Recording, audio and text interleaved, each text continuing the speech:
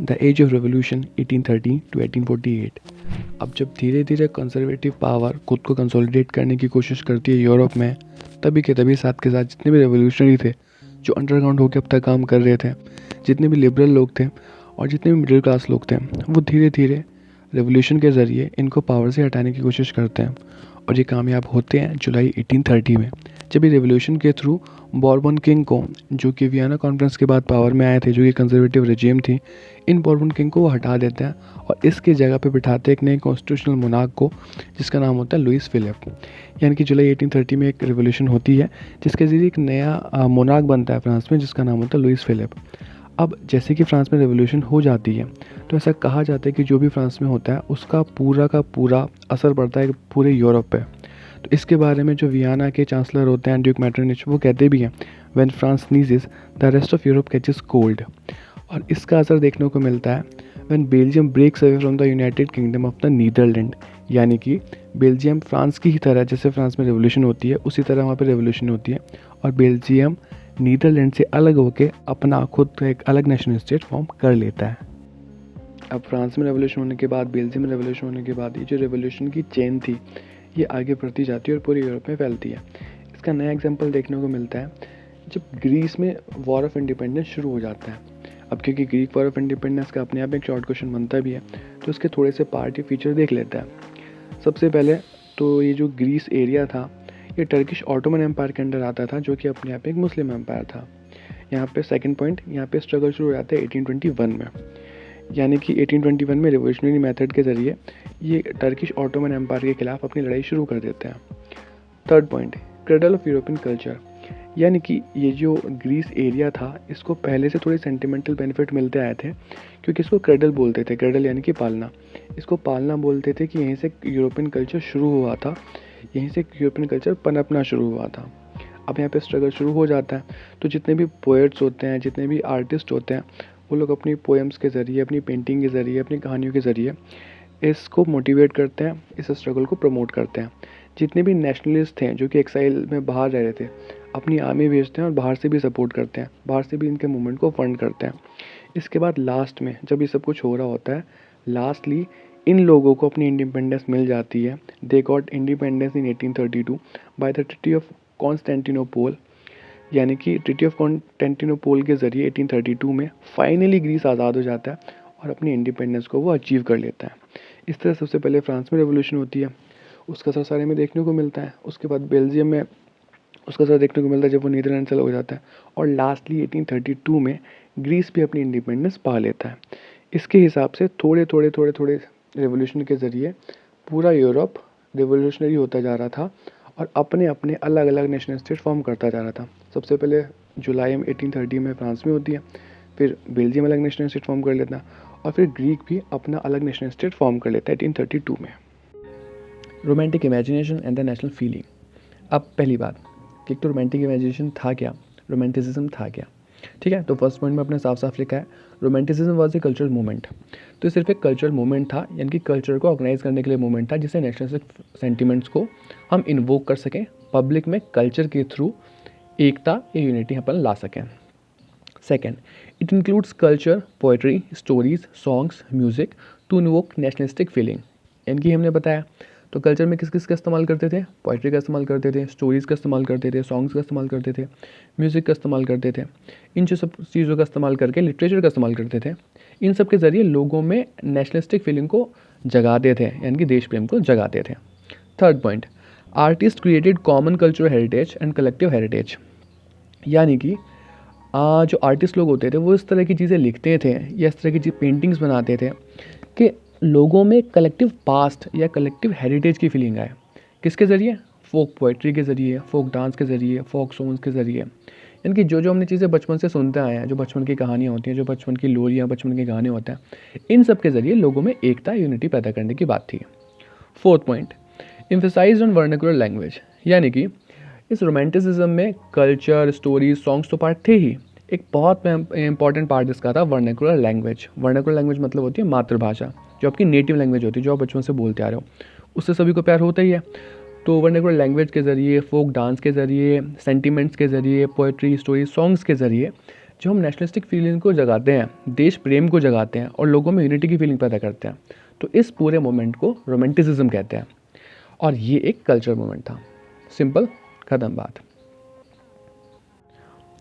Popular revolt, सबसे पहले France की बात करेंगे। ठीक है, तो जैसे कि अपने को पता ही है कि फ्रांस में इससे पहले 1830 में जुलाई में रेवोल्यूशन हो ही चुकी थी, जब इन्होंने लुईस फिलिप को राजा बनाया था, वहाँ पे कॉन्स्टिट्यूशनल मोनार्क बनाया था। तो अभी क्या दिक्कत होती है, वहाँ पे फ्रांस में बहुत सारी छोटी छोटी दिक्कतें आनी शुरू हो जाती है, जिससे पब्लिक नाराज़ होनी शुरू हो जाती है।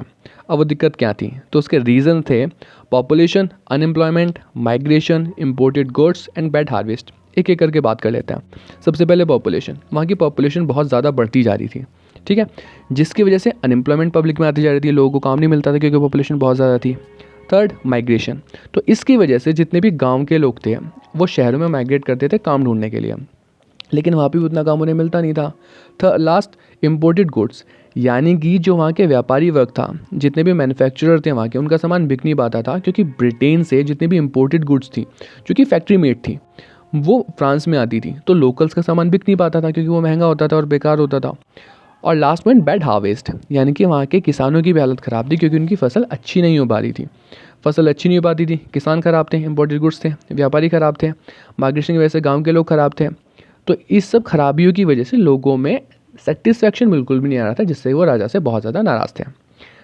Next, in 1848 food shortage and unemployment force public to come on the roads of Paris, यानी कि लास्टली सब कुछ होते होते 1848 में ऐसा मामला आ जाता है, ऐसी हालत हो जाती है कि फूड शॉर्टेज की वजह से और अनएम्प्लॉयमेंट की वजह से पब्लिक सड़क पर आ जाती है राजा के खिलाफ, और राजा को लगता है कि अभी रेवोल्यूशन होने वाली है।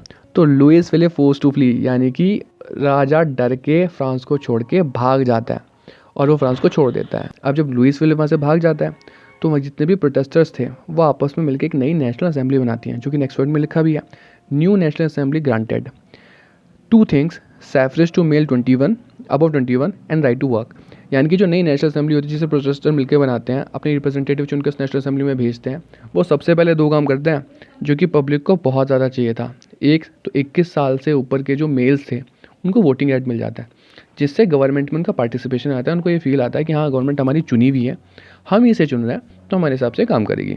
और second part, right to work, यानी कि सबको काम करने का हक मिलता है, यानी कि वो इंश्योर करते हैं कि सभी को काम मिले। कैसे? एम्प्लॉयमेंट के लिए वर्कशॉप खोलते हैं और ऐसे सिस्टम बनाते हैं कि सबको एम्प्लॉयमेंट मिल सके। अब जैसे रिवोल्ट की घटनाएं हो ही रही थी और फ्रांस में रिवोल्ट हो जाता है, ऐसे ही इसका असर देखने को मिलता है जर्मनी में भी। तो जर्मनी में भी रिवोल्ट होता है, तो जर्मनी में रिवोल्ट कौन करता है? तो इसका फर्स्ट पॉइंट है professionals, middle class and artisan assemble in Frankfurt, यानी कि फ्रैंकफर्ट एक जगह थी, वहाँ पे सारे प्रोफेशनल इकट्ठे होते हैं, मिडिल क्लास लोग इकट्ठे होते हैं, आर्टिशन इकट्ठे होते हैं। आर्टिशन मतलब कारीगर, जिसमें टीचर होते हैं और आपके लेबरर होते हैं और आपके प्रोफेशनल्स होते हैं, प्लम्बर, मैकेनिक, ये सब लोग जो होते हैं, जो कारीगर वाले लोग होते हैं, ये सब लोग वहाँ पे इकट्ठे होते हैं। तो ये लोग इकट्ठे होकर क्या करते हैं? Second point, on 18 May 1848 they elected 831 representative and made German national assembly, यानी कि आपस में ये लोग इकट्ठा होके आपस में से 831 रिप्रेजेंटेटिव को चुनते हैं और उन लोगों को बोलते हैं कि आप लोग जर्मन नेशनल असेंबली हो। यानी कि इनका पर्पस ये था कि इलेक्टेड रिप्रेजेंटेटिव हम चुनेंगे, उसके बाद एक कॉन्स्टिट्यूशन ड्राफ्ट करेंगे और उस कॉन्स्टिट्यूशन के हिसाब से फिर राजा को चलना पड़ेगा, ये हमारी मांग है। ठीक है, तो third point, they did the first meeting at the Saint Paul church and they drafted a constitution. तो सबसे पहले इनके पास जगह तो कोई थी नहीं क्योंकि लोकल लोग ही थे, तो सेंट पॉल चर्च में जाते हैं और वहाँ पर जाके मीटिंग करते हैं और उस मीटिंग में जाके अपना पहला कॉन्स्टिट्यूशन जर्मनी के लिए ये बना देते हैं। ठीक है, fourth point, monarch of Prussia Frederick William fourth rejected the constitution and disbanded this assembly with the help of other monarchy and army. यानी कि अब लोग प्रोफेशनल मिडिल क्लास आर्टिशन लोग इकट्ठे होते हैं, 1848 को अपने 831 रिप्रेजेंटेटिव को चुन लेते हैं, उसके बाद सेंट पॉल चर्च में मीटिंग भी कर लेते हैं और अपने कॉन्स्टिट्यूशन भी बना लेते हैं।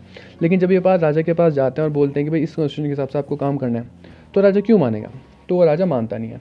तो राजा फेडरिक विलियम क्या करता है, आर्मी के सपोर्ट से और देशों के मोनार्क की सपोर्ट से इस मूवमेंट को, पूरे के पूरे मूवमेंट को ख़त्म कर देता है, कुचल देता है, और जो नेशनल असेंबली होती है उसे भी बर्खास्त कर देता है, उसे भी डिसबैंड कर देता है। तो इस तरह से जर्मनी में ये मूवमेंट पूरा नहीं हो पाता और जर्मनी में मोनार्की ही कायम रहती है और जर्मनी में मोनार्की ही चलती रहती है।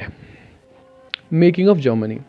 ठीक है, अभी जर्मनी में जितना भी मूवमेंट हुआ है वो सप्रेस कर दिया गया है राजा के द्वारा, आराम से राजा ने बहुत प्यार से उसको सप्रेस कर दिया है।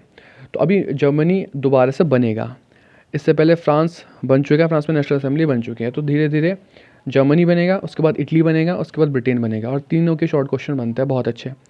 बिस्मार्क का क्या रोल था, और जी ग्यूसेप मेजनी का क्या रोल था, इटली के यूनिफिकेशन में चीफ मिनिस्टर कावूर का क्या रोल था, ब्रिटेन का केस कैसे अलग था, किस तरह से उसका यूनिफिकेशन होता है, इस तरह के क्वेश्चन बनते हैं। तो इनको डिटेल में देख लेते हैं आराम से। सबसे पहला मेकिंग ऑफ जर्मनी। तो जितना भी प्रीवियस अटैम्प्ट था, previous attempt was suppressed bye combined forces of monarchy. तो जो प्रीवियस अटैम्प्ट था उसको मोनार्की ने सप्रेस कर दिया था, राजा फेडरिक विलियम ने सप्रेस कर दिए थे, हम पढ़ ही चुके हैं इससे पहले।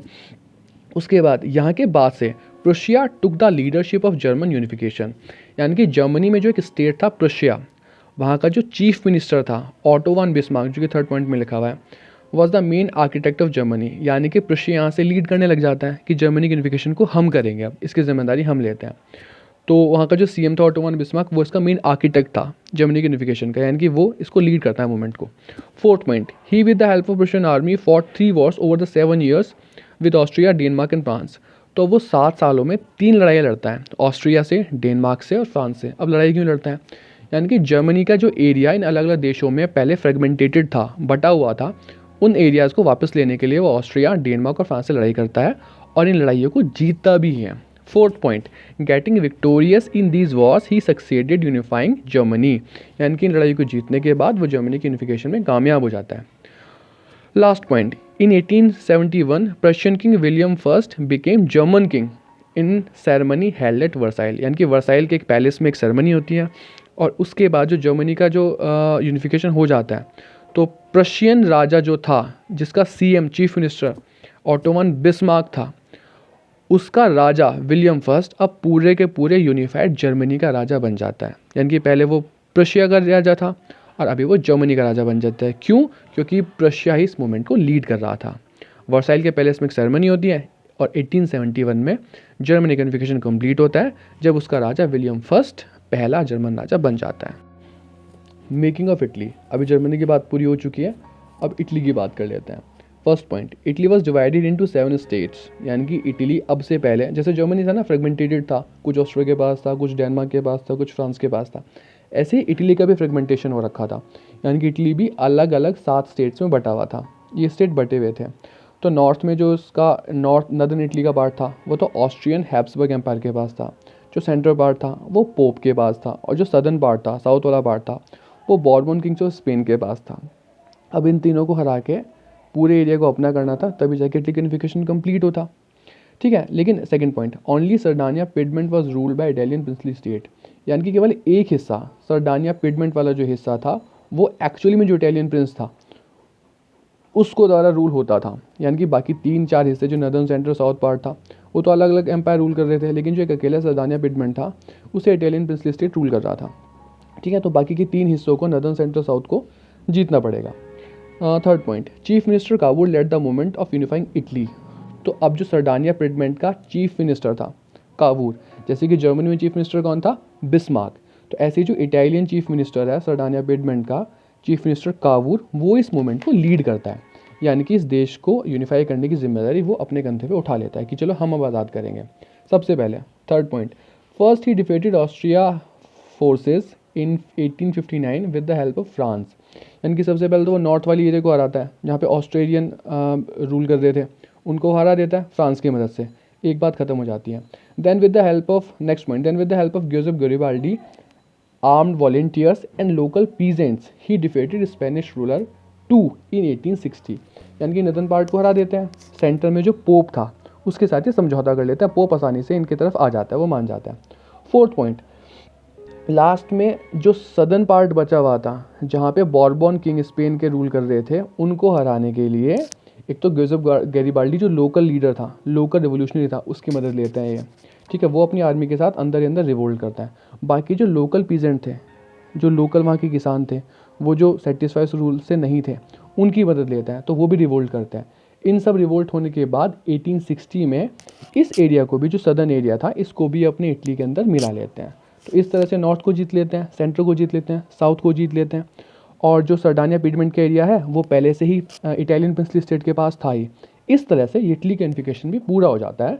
और फिफ्थ पॉइंट में लिखा है, in 1861 Victor Emmanuel second becoming king of unified Italy. यानी कि लास्ट में जो विक्टर इमैनुअल होते हैं वो पूरे इटली के यानी कि यूनिफाइड इटली के राजा बन जाते हैं और इस तरह इटली का यूनिफिकेशन भी पूरा हो जाता है जर्मनी के साथ साथ।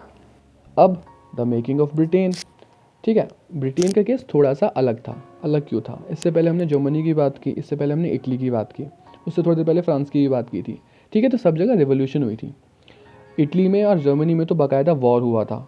ठीक है, अलग अलग जगहों के हिस्सों को वो जीतते हैं, फिर अपने देश को मिलाते हैं। लेकिन ब्रिटेन के केस में थोड़ा सा अलग था। ब्रिटेन के केस में वॉर नहीं होता है।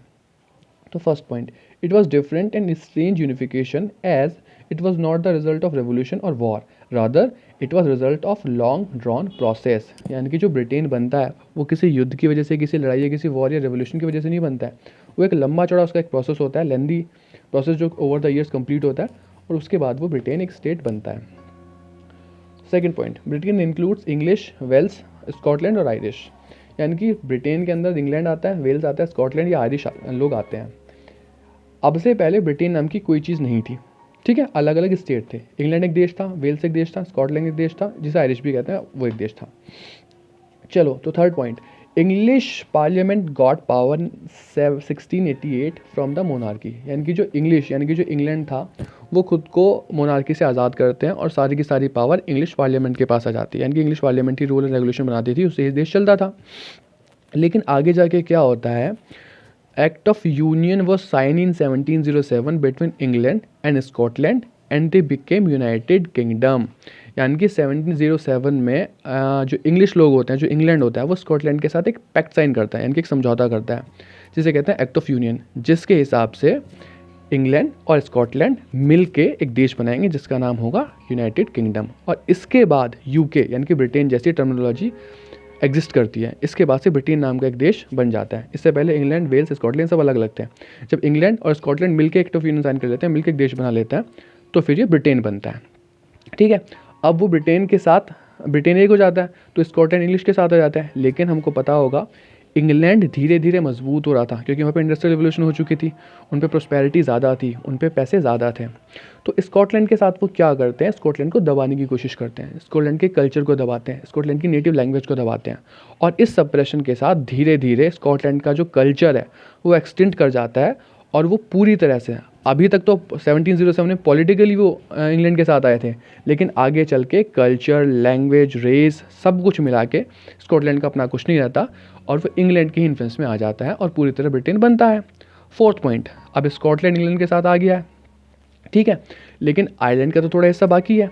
Same goes with Ireland, fifth point में लिखा है, same goes with Ireland, it was forcibly incorporated into the United Kingdom in 1807। अब आयरलैंड की थोड़ी स्टोरी अलग थी। वहाँ पे जो क्रिश्चियंस होते थे, कुछ कैथोलिक होते थे, कुछ प्रोटेस्टेंट होते थे। तो इन दोनों को आपस में लड़ा के जो इंग्लैंड लोग होते हैं वो अल्टीमेटली आयरलैंड को भी अपना हिस्सा बना लेते हैं और इस तरह से यूनाइटेड किंगडम का यूनिफिकेशन पूरा हो जाता है। जैसे जैसे स्कॉटलैंड के साथ इंग्लैंड ने किया था उनके कल्चर, उनके लैंग्वेज को सप्रेस करके, सेम फेट होता है आयरलैंड का। इनके भी कल्चर, लैंग्वेज को सप्रेस करने की कोशिश करते हैं। इनका पूरे ब्रिटेन का एक झंडा हो जाता है जो चारों देशों का होता है, जिसे कहते थे यूनियन जैक, और पूरे देश का एक ही नेशनल एंथम हो जाता है। इस तरह जहाँ पे बाकी दोनों देशों में, जर्मनी में और इटली में लड़ाइयाँ होती हैं, रेवोल्यूशन होता है, अब वहाँ पे ब्रिटेन में अलग होता है। पहले तो ये एक्ट ऑफ यूनियन साइन करते हैं स्कॉटलैंड के साथ 1707 में और आयरलैंड के साथ 1801 में, और इस तरह से इन दोनों के कल्चर को डिस्टॉर्ट करते हैं और फिर पूरे देश को यूनिफाई करते हैं, जिससे बनता है यूनाइटेड किंगडम यानी कि यूके। ख़त्म बात। चलिए, visualising the nation. First point, it was personification of nation, यानी एक नेशन को किस तरह से एक आदमी के तौर पे, एक पर्सन के तौर पे पेश किया जाए, वो बात ये लोग कर रहे थे। Second, artist presented and portrait nation as it was a person, same बात है, उसको पर्सन की तरह दिखाने की कोशिश कर रहे थे। Third, it gave concrete form to the abstract idea of nationalism, यानी कि नेशनलिज्म का जो एब्स्ट्रैक्ट आइडिया था, यानी कि एक फीलिंग थी, उसको एक आदमी के तौर पे या एक पर्सन के तौर पे किस तरह से दिखा सकते हैं, जिससे जो लोग थे वो ज़्यादा उससे रिलेट कर पाएँ, ज़्यादा उससे कनेक्ट कर पाएँ, ज़्यादा जान सकें, ज़्यादा उससे फीलिंग ले पाएँ। इस वजह से उसको एक पर्सन के तौर पे दिखाया जा रहा था। अब फ्रांस में किसको दिखाते हैं, फ्रांस में दिखाते हैं क्रिस्टीना मारियाना को, यानी कि क्रिश्चियन मारियाना को दिखाते हैं, जो उनके पर्सोनिफिकेशन का नाम था फ्रांस के। जैसे हमारे यहाँ इंडिया में होते हैं भारत को भारत माता कहते हैं, उस तरह से फ्रांस में क्रिश्चियन मारियाना था और जर्मनी में जर्मेनिया था। ठीक है, दोनों के अलग अलग थे। यहाँ पे भारत माता होती है, वहाँ पे कृष्ण मारियाना, और जर्मनी में जर्मेनिया। ये थे जो उन देशों के पर्सोनिफिकेशन आर्टिस्ट द्वारा, यानी जितने भी कलाकार होते थे वहाँ पे, उनके द्वारा किए गए थे। ठीक है, सिंपल टॉपिक थे तो छोटा सा। अभी बात करते हैं बड़े टॉपिक की, जैसे शॉर्ट क्वेश्चन भी बनते हैं और लॉन्ग क्वेश्चन भी बनते हैं। और वह है नेशनलिज्म एंड इम्पीरियलिज्म। तो मोटे तौर पे इसमें से शॉर्ट क्वेश्चन लॉन्ग क्वेश्चन जो बनते हैं वो बाल्कन एरिया के ऊपर बनते हैं कि बाल्कन एरिया में ऐसा क्या हो रहा था, बाल्कन एरिया में क्यों अलग हो रहा था, बाल्कन एरिया में टेंशन किस वजह से थी, तो उसके ऊपर क्वेश्चन बनता है। तो सबसे पहला पॉइंट देख लेते हैं, बाल्कन एरिया। इनकी बाल्कन एरिया में होता क्या क्या था, कौन कौन से देश आते थे, कौन कौन सी जगह आती थी। तो इसमें सबसे पहले आते थे Romania, Bulgaria, Albania, Greece, Macedonia, Croatia और सर्बिया। ये छोटे छोटे देश थे, बहुत बहुत ज़्यादा छोटे छोटे एरिया थे। बी पॉइंट, बाल्कन एरिया है different ethnic community which were under control of Ottoman empire of Turkey. Simple बात है, यानी कि ये जो बाल्कन एरिया के छोटे छोटे देश थे, अब तक इन पर ऑटोमन एम्पायर का कंट्रोल था। Third point, as romantic feeling and nationalism spread through Balkan area, disintegration of this area took place. यानी कि अब जैसे जैसे रोमांटिसिज्म की फीलिंग जागती है, देश प्रेम की फीलिंग जागती है, नेशनलिज्म की फीलिंग जागती है इन एरिया में, क्योंकि पूरे यूरोप में सब हो ही रहा था, तो ये जो देश थे छोटे छोटे, ये भी खुद को आज़ादियाँ कराने की कोशिश करते हैं। किससे? टर्किश एम्पायर से, जो कि ऑटोमन एम्पायर था। क्यों? क्योंकि उनकी एथनिसिटी, उनके कल्चर बिल्कुल अलग था, और इनका एथनिसिटी, इनके कल्चर बिल्कुल अलग था। तो इनमें भी वो नेशनलिज्म या कल्चरल रोमांटिसिज्म की फीलिंग आ रही थी। तो ये थोड़े थोड़े करके अलग होना उससे शुरू हो जाते हैं, और डिसइंटीग्रेशन इनका शुरू हो जाता है। अल्बानिया, रोमानिया, बुल्गारिया, ये छोटे छोटे देश अपने आप में इंडिपेंडेंस अचीव कर लेते हैं। अभी क्या होता है, next point, when this small state were so desperate to expand their territory that this area became part of intense conflict. यानी कि जब ये छोटे छोटे एरिया अलग हो जाते हैं, जीत जाते हैं, तो इनमें कंपटीशन, एक एनवी, एक जेलसी शुरू हो जाती है। यानी कि एक दूसरे को जीतने की कोशिश करते हैं, जिससे अपने पास ज़्यादा से ज़्यादा टेरिटरी आ जाए और अपना इन्फ्लुएंस एरिया में ज़्यादा से ज़्यादा बढ़ जाए। तो आपस में इनकी राइवलरी शुरू हो जाती है, आपस में इनके कॉन्फ्लिक्ट शुरू हो जाते हैं, आपस में इनके वॉर शुरू हो जाते हैं।